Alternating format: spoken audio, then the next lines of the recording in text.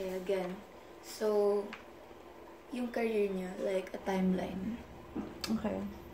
So like what I said earlier, I work for varied industries like retail banking, real estate, video retail store. So let's start in 1997. So 1997 I worked for Metrobank.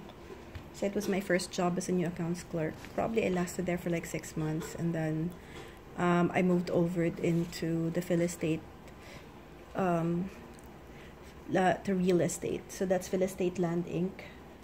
And then I was a loans assistant there. I couldn't remember how long I stayed there, probably like 2 years. And then there was a retrenchment that happened. And so I moved over to video retail, so that's ACA Video. I was a store manager for a number of years, probably for about 3 years or so.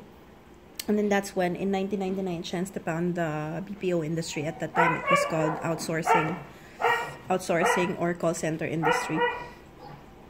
So I started with eTelecare. I was a quality specialist for Dell Technical Support. And then I stayed there for about 2 years. 2 or 3 years, if I'm not mistaken. Then I moved to Digital Services. It's a local telco. They also had a call center, but it's for the local market. I didn't stay there that long. It was a culture shock for me because, having been worked for eTelecare for so long, they had a different structure. And so I moved over to Citibank Remote Services.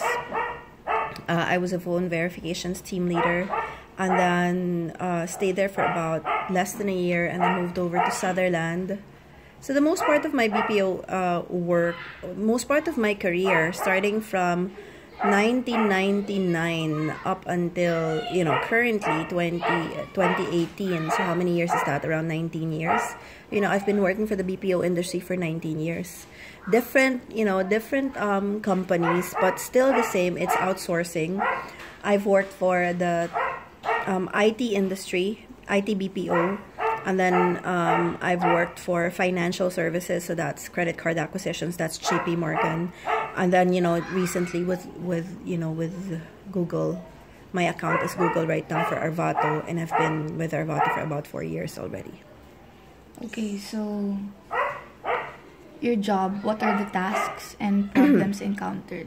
So my current task is so my title is a Global Operations Manager.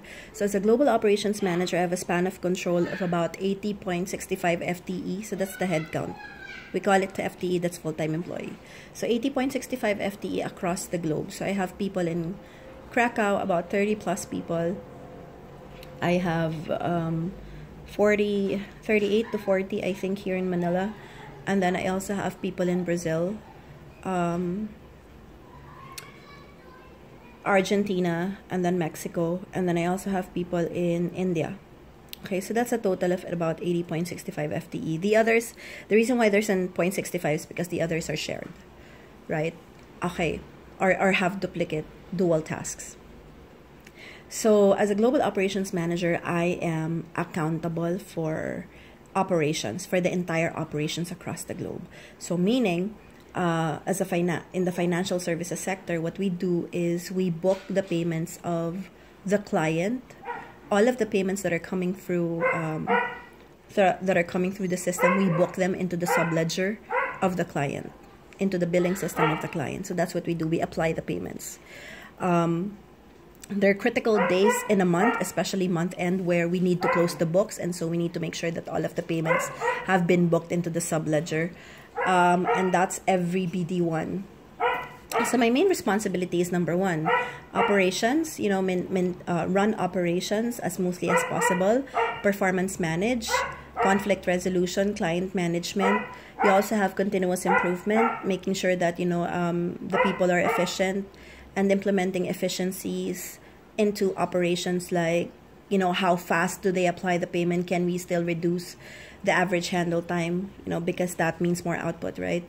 So that's continuous improvement. Change management, if there are changes in the process that the client wants to implement, we roll that out, I let the team execute that with my supervision. And of course, people management, which is very critical because they're the bloodline of the company. So that's my overall task. I don't handle P&L or profits and loss because there's a finance manager who's handling that. And P&L is, really how much is Arvato earning from the client, right? I don't do that. There's a separate finance manager for that. I'm purely an operations manager. Okay. What are the problems encountered? Major problems. Major problems encountered is your usual. When you're handling people, you're handling a diverse group of people, right? I have people from Brazil, Mexico. I have people from Krakow, Poland. I have people from Manila. These people, because of the culture, diverse culture, there's difference in personalities, right? And you can't have like just one formula for managing people. You have to be a situational leader. And as a leader, you need to make sure that, you try to understand what are the labor policies, what are the limitations. Can you hold them accountable on, for example, in Poland, I can't hold them accountable on absenteeism because if they get sick and the doctor says they're out for 2 weeks, I need to honor that. I don't question it. In Manila, it's different. I can have it validated or, I can have a nurse checked. In Poland, they have strict labor policies and the European Union or European labor law is very protective of the employees, which is really good, contrary to what we have here. So you need to be a situational leader. You have a lot of people problems in terms of managing tasks, in terms of execution, in terms of meeting client targets, the usual. But the biggest problem of all probably is if you have poor managers or the middle management is a team leader and then you have the managers, right? If your managers are poorly doing their work, then that's the breakdown of everything. If I'm poorly doing my work, then that's a breakdown of everything. I find it hard really because I just joined this tower. I was, previously from a tower where I built everything from ground up. So, it wasn't like it was a legacy, process. That tower, I built everything. Here, I acquired this. This was, I inherited this account from somebody else who wasn't performing. So I've been only with this tower for about 3 months. And the biggest challenge is that the team leaders did not know how to do their job well. The manager is clueless, just got recently promoted, and was on a performance improvement plan. And I'm particularly talking about Manila. So it's really people problems and how they were managed, how they were monitored in terms of holding them accountable to their performance. Prior to that, there was none. Do you encounter problems wherein, as you have said, you record transactions? Like you have to close books by the end of the month. Like were there discrepancies, things that didn't match? We didn't need to reconcile because there's only one billing system. In the past, if you have 2 billing systems, we had 2 or 3 billing systems, meaning we had billing system 1, billing system 2, billing system 3. If you had a setup like that, you have to reconcile. But now we only have one billing system, and so whatever payments that you book, that's it, right?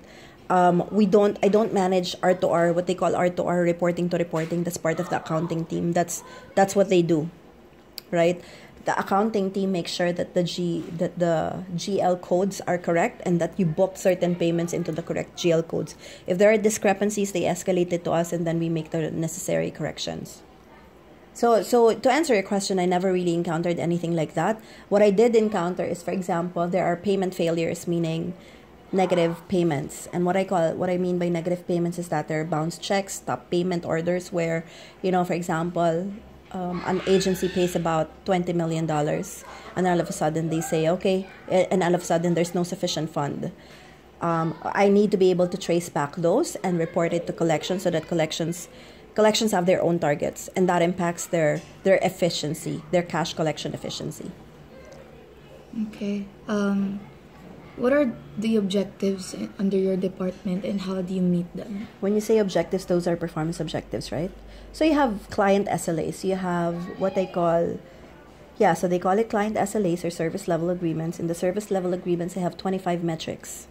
I have 25 main metrics, 4 of which are critical performance indicators. Those critical performance indicators are the main ones that I drive, because the rest are just leading indicators, right? When you say leading indicators, it drives your your main metric, right?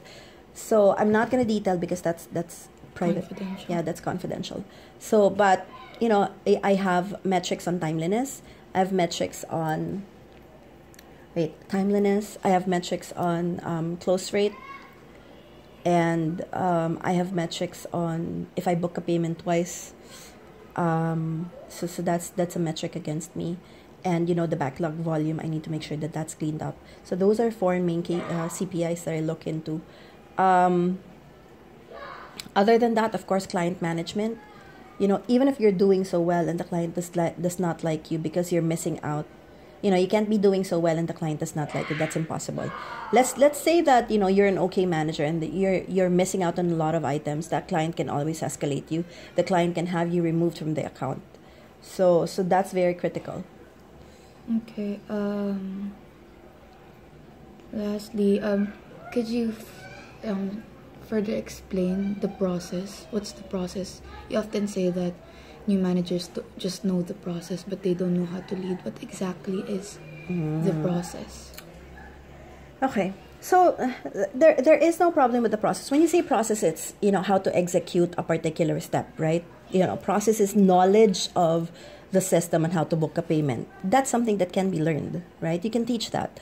But you cannot, if a manager is not skilled, meaning they do not have this discipline of validating the numbers, checking on performance, doing performance huddles, coaching, mentoring, leading, instilling disciplinary measures, then that would be the breakdown of the, you know, organization, right? So that's what I meant by managers or team leaders not knowing, not correctly skilled, mainly because they were internally promoted. That's the problem with, you know, I'm all for internal promotion, but the problem is if you don't have, if the organization does not have a very good leadership and organizational development team, then, you know, the people that are internally promoted are not constantly monitored, unless, you know, the GOM takes the liberty of really training them personally. And like what I said, this is an inherited account. Could you explain the process? Like, how do you validate the numbers? So there are reports, right? One of the main, one of the important things is that you have to have good analytics. So I have a very good reporting analyst. I have all of the reports, name it, I have it. I have, my reports are published on a Trix. We're using Google Apps. Trix or Excel sheet. Trix is the Excel sheet version in Google.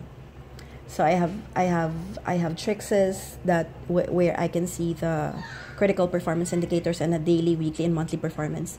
I also have what I call a dashboard. So it's web-based. So you just pull up Chrome and then, you know, go / whatever. You click on the URL and then it, you know, it populates in your computer. Now, when you validate the numbers, if you see a chart, for example, that says, okay, so my timeliness metric is how fast my team is in booking payments is about 1 day. Okay? And the target is 1 day. Let's just say, for example. I will see a chart there that says, okay, on a daily basis, you know, I book payments 1 day, 2 days, 3 days, whatever. So there's a trend. There's a line graph, right? Looking at the chart does not mean that you immediately believe it, right? You need to understand what are the causes of the trend. Why is it that on a Monday it spikes up to 3 days? What causes that? You need to understand that. So that's what I call analysis or validating the numbers. How do you validate the numbers? You get examples. Out of that chart, there's definitely a raw data. In the raw data, you can sample payments that have been booked in 2 days, 3 days, 4 days. Then you pivot it. Of course, you need to know how to use Excel or Trix, right? So you pivot it, you check, okay, how many, for the month of December, for example, I have a timeliness, and this is hypothetical, I have a timeliness of about 2 business days. Why? What caused that? Which region caused that? Which entity caused that? Which agents caused that? Why? There's a never-ending why until you get the right answer.